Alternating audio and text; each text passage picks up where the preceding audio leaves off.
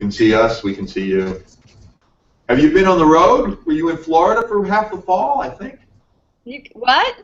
Were you in Florida for a lot of the last few months, or was that last spring? I can't remember when. I was in Atlanta over the summer shooting a show.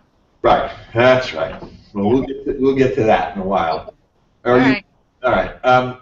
We have plenty of questions for you, and I thought maybe it would be interesting for this group to hear a quick case study from you about something that came to you as a pitch that you squired all the way through the slings and arrows of outrageous fortune and got on the air. Maybe just whether you want to talk about something recent or. Well, I'll do Criminal Minds because that's so well known and it's just an interesting story. You guys are freezing in and out, so I'll pause every once in a while and tell me if I'm clear. Am I clear? You're clear. Yes. Okay, good.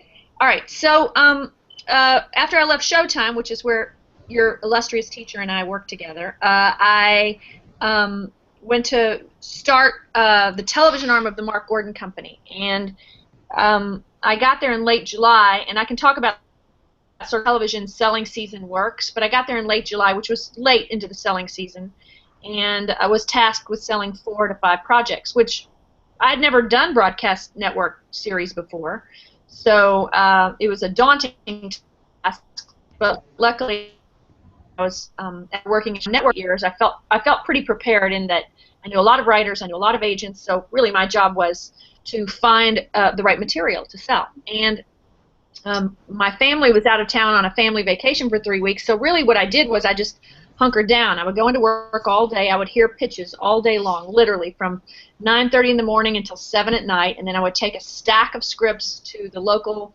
restaurant, have a martini and some dinner, and read. And an agent called me named by the name of Victoria Wisdom and said that she had a young writer who had never done television, but he had a great TV idea, and would I hear the idea? And I said, well, let me read him first, because I'm a firm believer in reading writers before you meet them, partly out of respect, and, well, mostly out of respect, but also to know whether or not I even care for the writing or if I'm going to be helpful to the process. So that night I read his one screenplay that he'd written called Retribution, and it was not produced, and I really liked it. I thought it was a terrific thriller, and he came in the next day, I squeezed him in, and he pitched me a show called Quantico.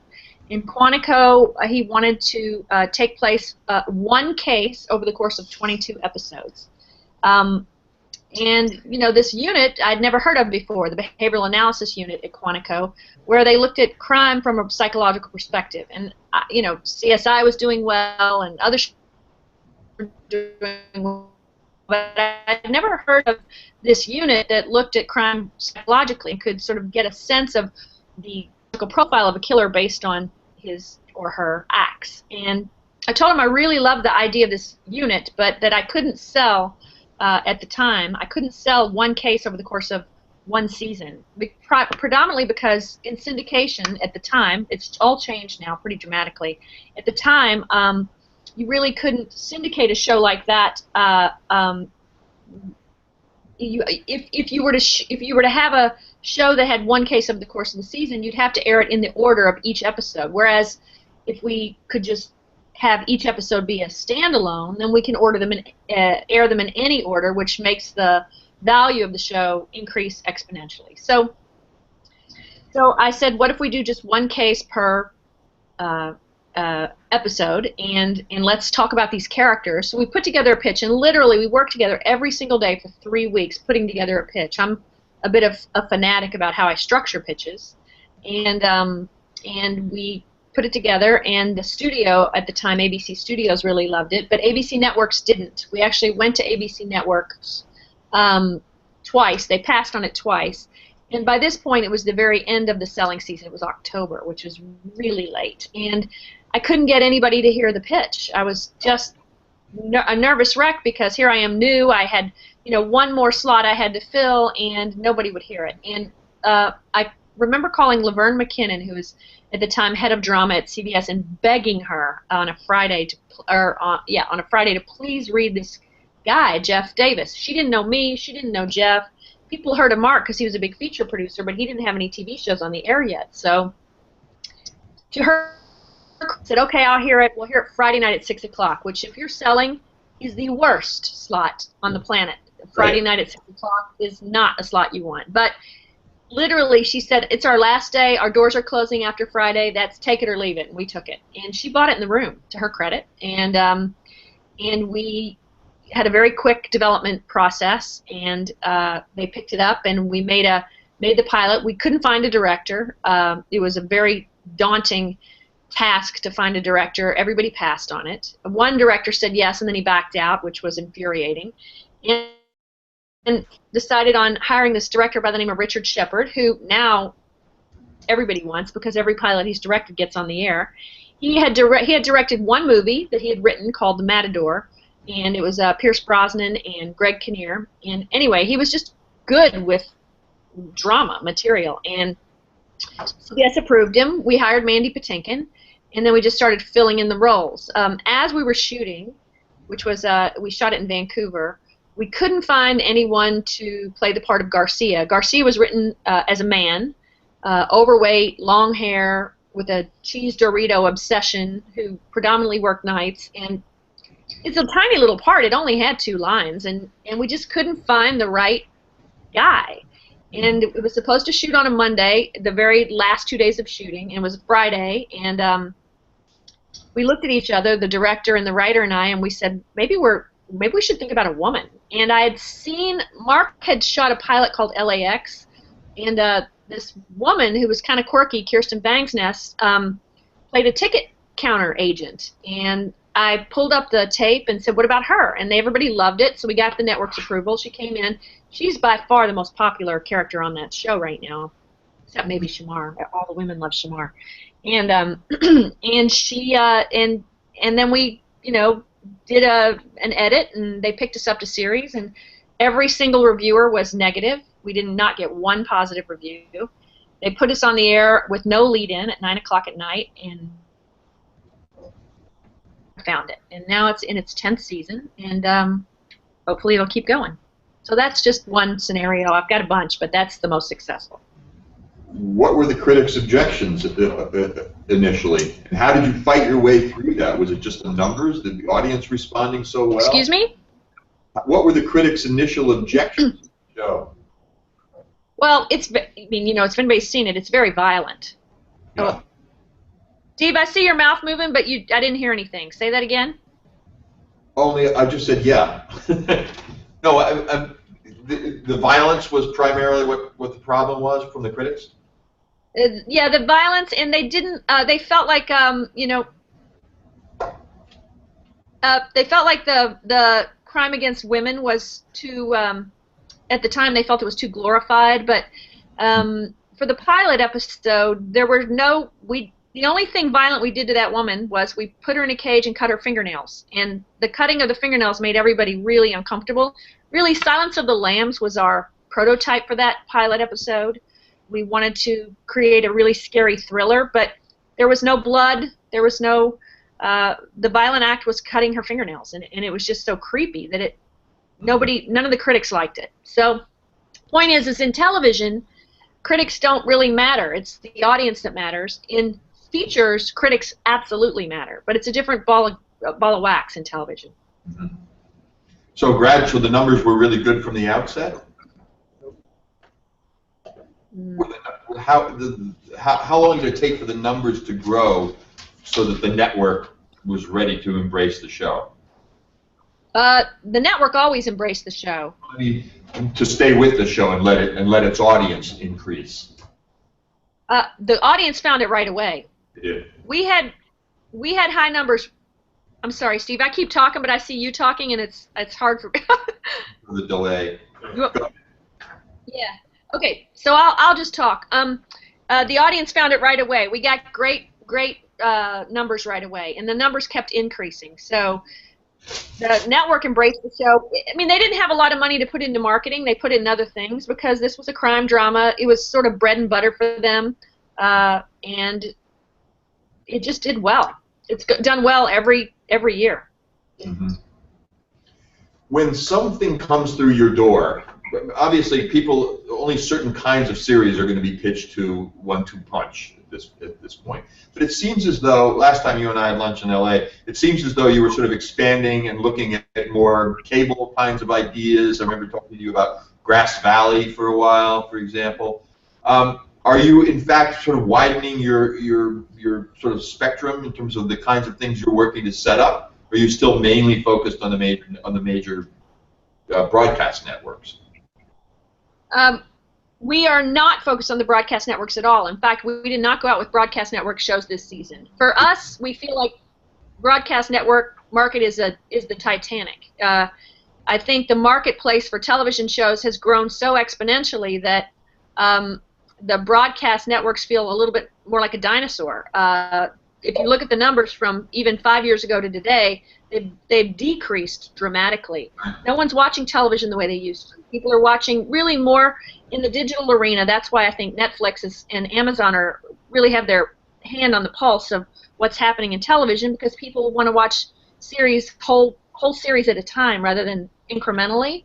Right. And the broadcast network there is outdated in terms of how they develop shows. It's the time crunch makes it not conducive to the creatives. If you're a writer and you're creating an entire universe and you're in competition with 65 to 80 projects in the broadcast network world, and you have to rush to create your characters and your world, and I just don't think it's a conducive way to do business, and definitely not conducive to creative. Mm-hmm. So we decided to step back from that. Our focus is predominantly premium cable. We have probably 14 pieces of active development in premium cable, and we do have a few projects still at the broadcast networks that have that they've just heard about. One was a spec script that ABC bought, and we have a limited series at ABC as well called A Slave in the White House, and we have a comedy that we sold last year to NBC that did not pulled it back out of their library and asked us to write a second episode, so we're doing that for them right now. But really, we didn't seek out broadcast this year. We are still continuing to seek out only and primarily cable. Yeah, yeah.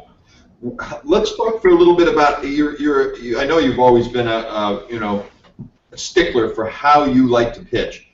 Talk about how your process of pitching evolved and how you structure your pitches at this point.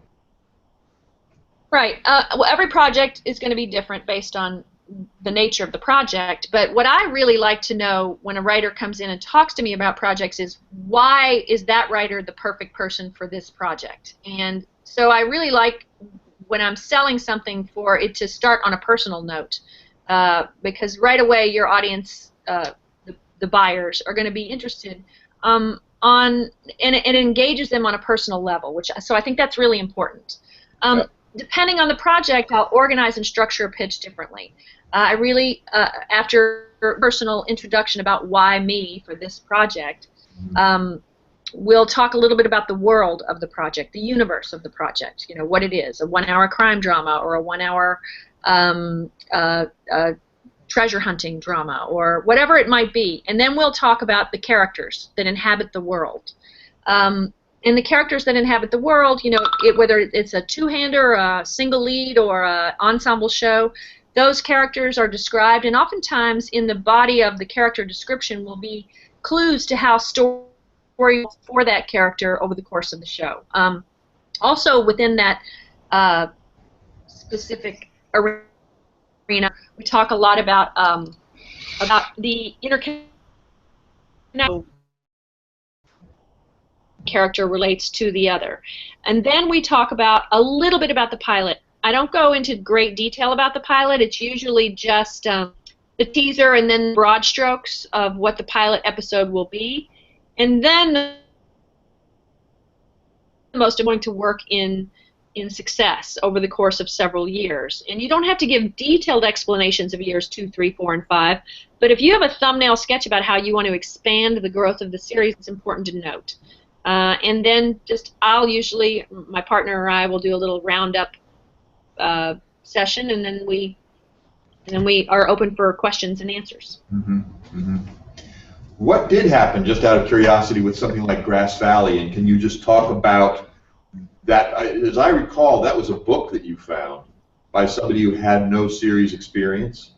Is that correct? You're going in and out, Steve. Can you ask the question again? Yeah. Can you talk to us a little bit about Grass Valley, just Oh, as yeah. a case in point? Because as I Yeah. recall, that came to you, it was a book by somebody with no television experience, right?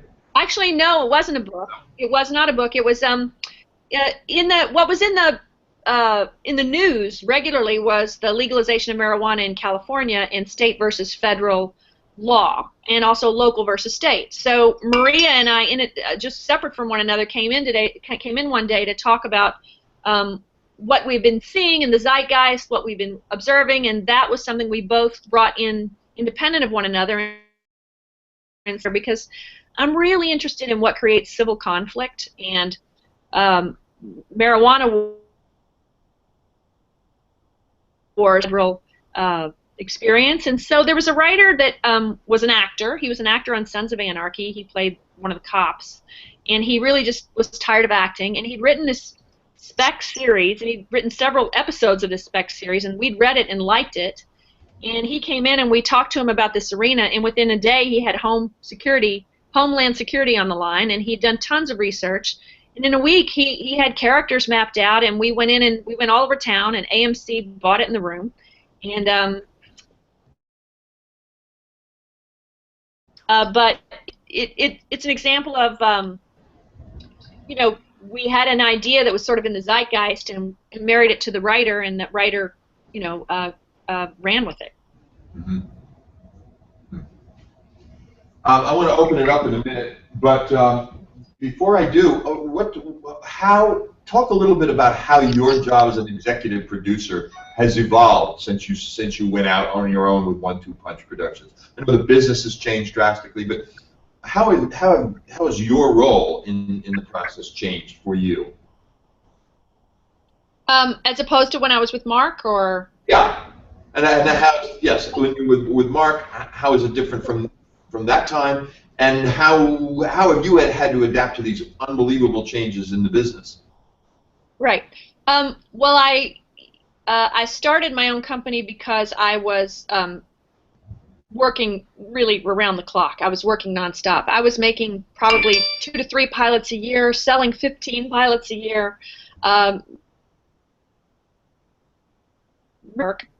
I have 3 children and a husband all of whom I adore, and I felt like for 7 years, I really wasn't seeing them at all, and I was exhausted. So I wanted to change my life, really, and I wanted to get back to the stories that mattered to me, like the stories we used to do at Showtime. I mean, I still credit that as being one of the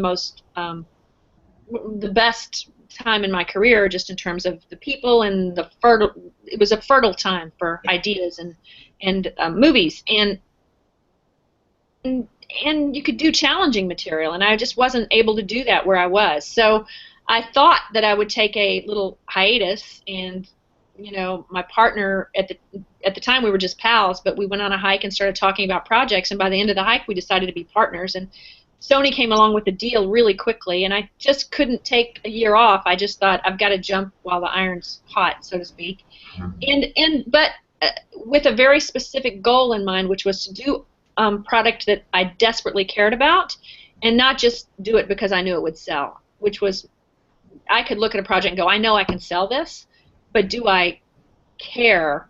Am I going to love this for the years to come? And because it's a lot of work. If you don't really love something, it can kill you. So that was a mandate for me, and luckily, and that Sony gave us that great 2-year deal, and we developed quite a bit of terrific material, some of which we couldn't sell right away, but as the market opened and opened and opened, we suddenly had new buyers, and everything that we took out. And one project, case in point, was something we found on This American Life. It was called Mr. Adams' Neighborhood, and it was about a journalist, Adam Davidson, who writes for the NPR economic show, Money Market or Money something.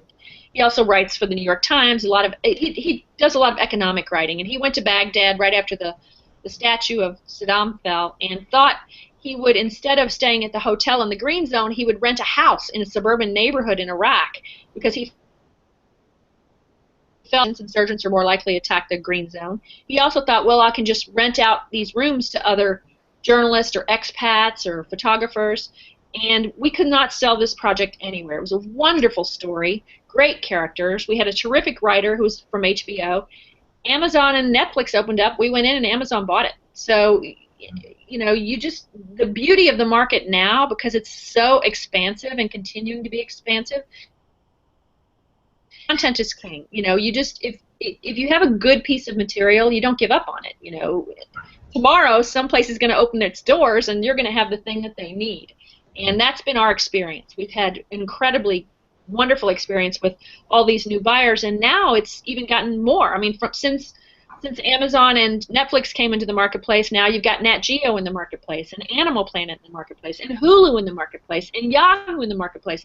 I mean, it's just getting bigger and bigger. So it's an exciting time to be in television. Of course, everybody in features wants to be in television, so the competition is extensive, but content is king. If you got good stuff, people are going to want it.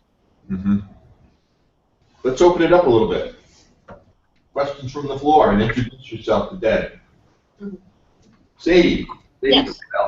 I've been emailing you. Oh, hi, Sadie. Yes. I saw on your IMDb that you're producing Finding Carter from MTV, and I think that's a really interesting step from what you passed. Was there a reason why you sort of went with a younger audience with that project? Yes, there is, and that's a very good question. MTV called us. They needed producers to pair with the showrunner who didn't have as much production experience as they needed her to have. So they asked us to come on board and help launch that show. So we did. It was a challenging year because the budgets were pretty small, and I've never had to shoot cross-boarding episodes. I learned a lot. It was the crew was fantastic. We're proud of the work. We're not going back for season 2. We were hired to help launch that show, and that's what we did. So yes, you're correct. That's not something we normally would have done because it wasn't our own development, but we needed to produce something, and the woman who runs MTV used to run Lifetime, and she's the woman who greenlit Army Wives when I did Army Wives. Another question. Andy. Hi. You spoke earlier about how the pilot season has changed in the network land, and I just want to know if you can go into a little bit more detail about how it's changed from years ago to now. Why is it more difficult to produce the type of shows that you're trying to produce on a network rather than HBO? In the broadcast networks, is that the question? Why is it more difficult? Well, I think the content there is, personally, this is my personal opinion, it feels more watered down to me. They're a lot of times creating for a demographic and for research, and I think that's hurt them in many ways. Also, their audiences are deep because everybody's watching television differently. They're also buying differently. You know, they will buy from June to September, and they'll buy 80, 85 projects, and maybe they have 6 slots available. You know, in the case of CBS, maybe they have 2 slots available. So it's just I don't know. It feels a little bit more like the lottery to me. Not a wise way to do business. So I'd prefer to focus on product that is unique, that I feel like is going to stand out in the marketplace with really great characters, and sell them to a company where I can either expand the brand or that's just my own personal feeling. I have all my cast networks. I'm very close friends with many people who run drama, as Steve at NBC. But I don't know. I think the system is hurting, and it's going to continue to get worse before it gets better. Mm-hmm. Mm-hmm. Another question. Brand? How do you go, you have your own company now, 1-2 Punch. So how would somebody not represented with an agent or a manager be able to get their work in front of you for you to read and, learn this writer or whatever, not out there yet? Or is that just not possible? You have to have a manager or something? I'm sorry, that question really broke up so many times that I couldn't really understand it. Can you repeat that? He's really asking about the vital need for some sort of representation to even get seen at a company like 1-2 Punch. Are there things that you find over the transom ever, or just find out in other forms that you just draw in, or is it just impossible for me to look at. It's very tricky for me to look at material that isn't represented for legal reasons. But there are ways for you to be seen, and there are multiple writing events, contests, internships that eyes are on here from Hollywood all the time. I mean, people are places, and managers, young managers and young agents, you know, they all want to make their bones, so they're going to be reading. But I would advise, you know, looking at what are the writing contests you can be involved in that are going to recognize the material, or some of the internships. All the networks and studios have diversity programs for women and ways to do. Not only do they pay you, you actually get to work on a show. So there are multiple avenues open to young, newer writers. But I would think, like me, it's got to come through an agent or a manager. Gabby. Hi. If you wouldn't mind talking a little bit about kind of how you got to be an executive producer, or that track, or if you always knew you wanted to produce, or if you kind of, it was a happy accident. No, it was. I originally started as an actor. I'm from Kentucky, and I studied at college, and then I was at Actors Theater of Louisville for a couple years doing regional theater, and went to New York and studied acting more there, and did a lot of shows. I did an off-Broadway play called The Foreigner, and my agents kept saying, "You need to be doing television." I'm sorry. My friend, You're freezing on us in mid-sentence. Oh. So maybe slow down slightly or something. I'll slow down. Okay, so I was an actor. My agent said you need to move to California to do television, and I ended up getting in a car with my then boyfriend, now husband, and we drove across country. I didn't like the life of an actor. I didn't like people telling me I was too tall, too short, too fat, too thin, too pretty, not pretty enough. And my husband said, "Why don't you produce theater?" So I started producing theater and found out that I really loved the process of producing. I realized that producing theater, I would be poor as a church mouse the rest of my life. So I made a shift into features and learned the process in features.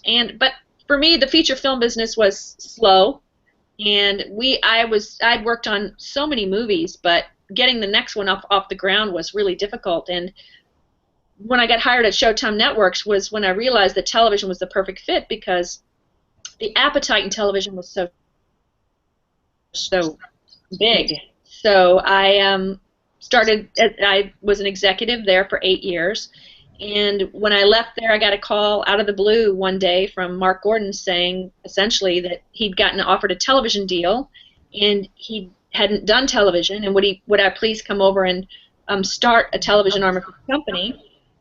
And I said sure. And the first year out, we had Grey's Anatomy and Criminal Minds, and we built from there. So that's very short way of telling you. I worked my way up, but I worked really, really hard. I read incessantly, and I learned as much as I could about the business, and made that shift for myself. I was 30 years old when I made that shift. Josie. Hi, I have two questions. The first of which is when you were talking about how you made the switch from producing films, did you feel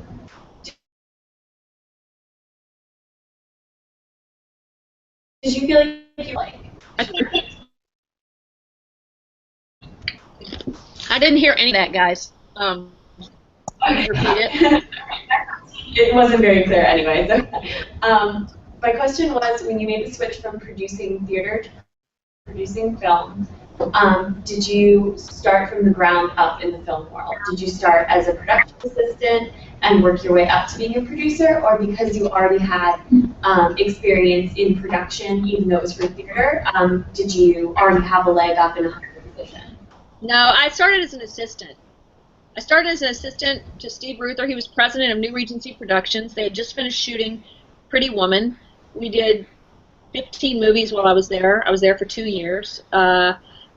We did Free Willy and Under Siege and Guilty by Suspicion and Summersby and tons of movies. But I started as an assistant. And then I got into a little writing program at UCLA Extension where you make short films. And I wrote a little short film called Sonny's Deliverance. And because it was student film, you know, I really got a lot of hands-on experience. And then I moved over to another feature company called Eden Rock as a director of development. I read all the time, so that was a benefit. That was a benefit for that job, for any job really in producing. You need to read incessantly for 2 reasons. One, to find material, of course, but the other to begin to develop your language, your how to articulate what you like about something, what you don't like about something. A writer realizes the best vision that writer has, and so I worked my way up step by step, but I started at the bottom. I made coffee and ran rolled calls and all that. Cool, but you were an assistant to an executive, essentially. Yes. To an executive. Okay. What was your second question? My second question was, when now that you're not developing for broadcast networks, how has your process changed in developing shows and characters for like different networks, for cable and stuff? How has my process changed in terms of selecting material? Is that the question? Well, once you have, no, more so like how for developing an idea and developing an arc and developing characters. You mentioned that for broadcast networks, you feel like that process is rushed and stunted a little bit. So when you're instead working on cable, how does that process change? How do you get more from it? Well, there's more time in cable, a lot more time. You know, that depending on the cable outlet, sometimes they'll do pickups once or maybe twice a year. So you've got an extensive amount of time. If you miss the first window, you'll hit the second window. And they're not in a hurry. Depending on the cable network, sometimes the appetite isn't as strong as the broadcast, but oftentimes there's more real estate. And since more and more people are coming into the marketplace, you know, obviously there's more room. But in terms of the development process itself, it really depends on the project. Every project is so completely different. I wouldn't say my process has changed as much as I've honed it.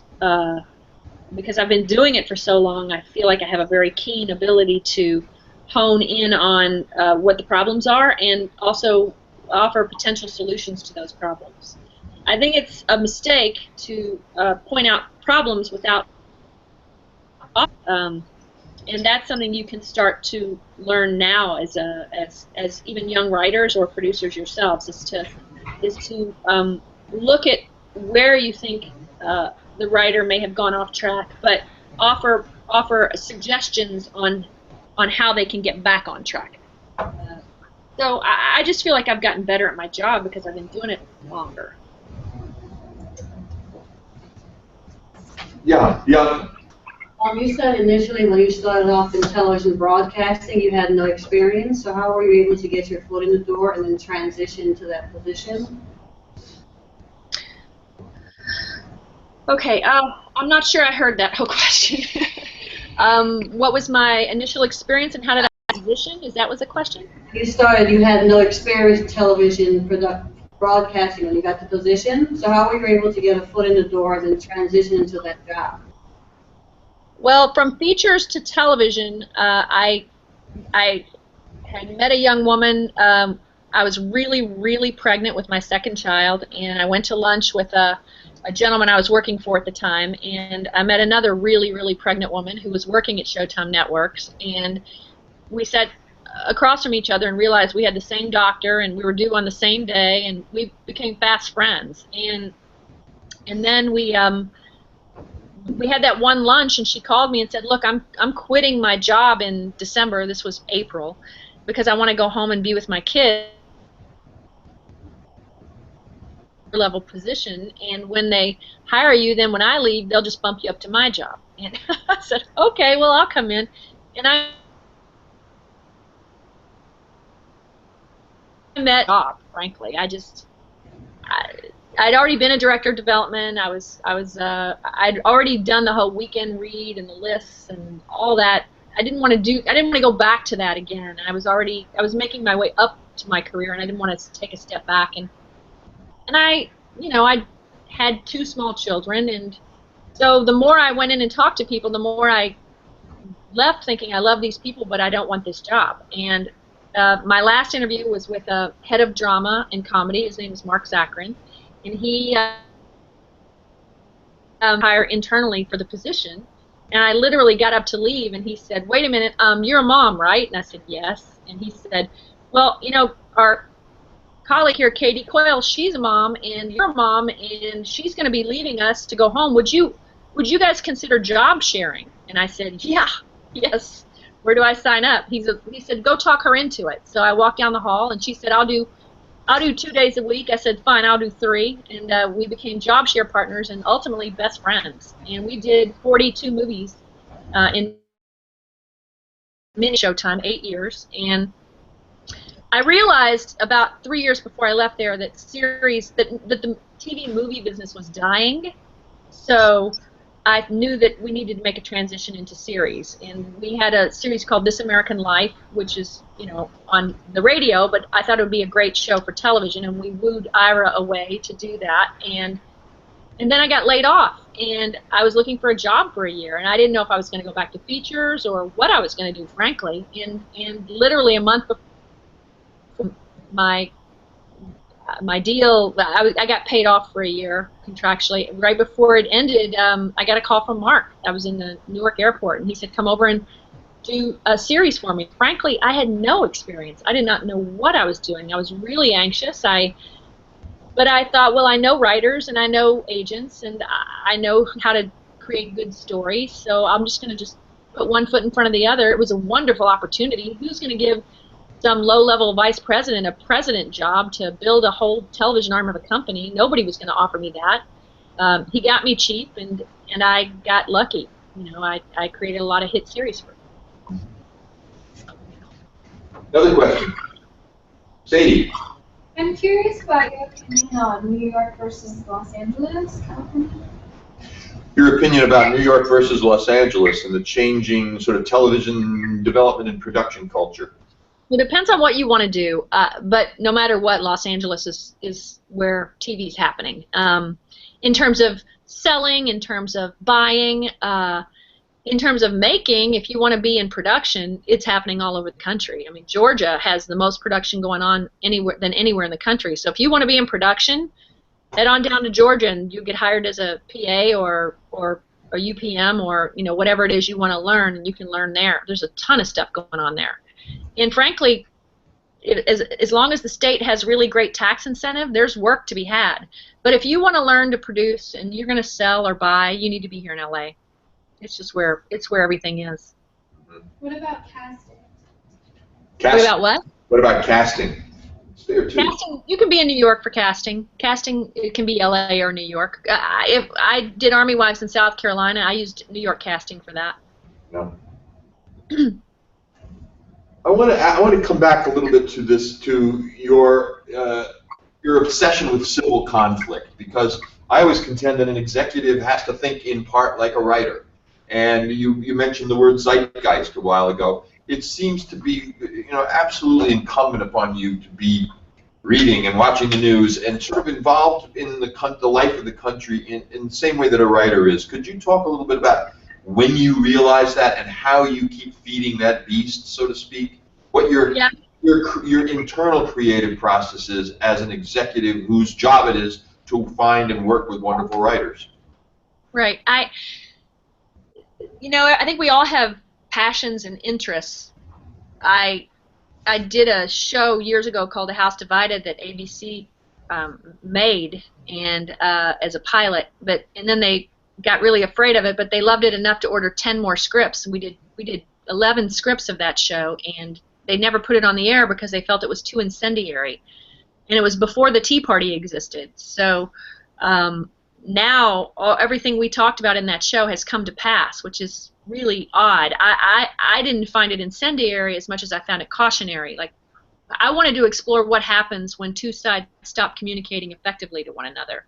I wanted to explore, the polarization of a country and people, and really the downside of what happens when we start when we stop effectively communicating with one another. That's just, I like communication. I like to explore ideas and concepts. So when I look at a piece of material, I'm looking at what's going to strike my interest, because if I'm really hungry for that idea or the exploration of that idea, then I'm going to have something to offer the writer. I read because I love to read, but also because it's my business to read. And sometimes I'll find ideas in the was on the beach in South Carolina 3 or 4 years ago, and I was just coming off of working with Mark Gordon. I was completely exhausted, and my husband had just read this book called Riding Rockets by astronaut Mike Mullane, and it was an incredibly funny book, a reverent story about a man who was really a complete sexist in the 70s, and he was a pilot in the Vietnam War. He was a navigator, actually, in the Vietnam War, and he flew multiple missions over Vietnam. And his whole dream since he was 8 years old was to be an astronaut, but he couldn't become an astronaut because he had bad eyes. And then in 1972, the ERA passed the Equal Rights Amendment was passed, which allowed women to become astronaut candidates in the late 70s. And because women were allowed into the candidacy, it opened the door for guys like Mike, who had to wear glasses. But Mike was a guy who, in high school, went to Catholic high school and wrote a paper about why women shouldn't be allowed into college because they're just taking and he got an A on it. So he was a complete sexist and really sort of a dinosaur of his time. But the book is about his incredible emotional growth as a man who thought NASA was the golden idol, and then ultimately came to realize that it wasn't. And his best friends died in that Challenger explosion a few years later, and one of them was his best friend, which was a woman. So his transformation for me as an individual was remarkable, incredibly funny, but so moving. And I read that book and thought, oh my God, that's a show. And we sold it originally to NBC, who didn't make it, and then we turned around and sold it to Sundance. So they have it right now. But I think now everything I read, I wonder could this be a show, and how would it work? Now, because the market is so big, and frankly glutted, how do you stand out in the marketplace? It becomes really important when you're looking at material, whether it's conceptual or, I don't know if anybody's watching this. Yeah.